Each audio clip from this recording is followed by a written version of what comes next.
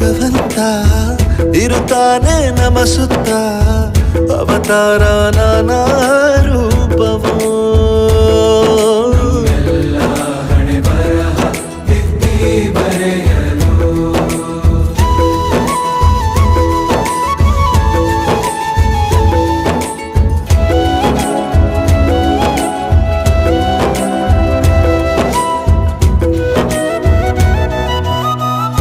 ಬಾಳಲ್ಲಿ ಲೆಕ್ಕ ಎಷ್ಟು ಮುಖ್ಯ ಎಂಬುದ ಬೆರಳಲ್ಲೇ ತೋರಿ ಕಲಿಸಿದ ಗುರುಗಳೇ.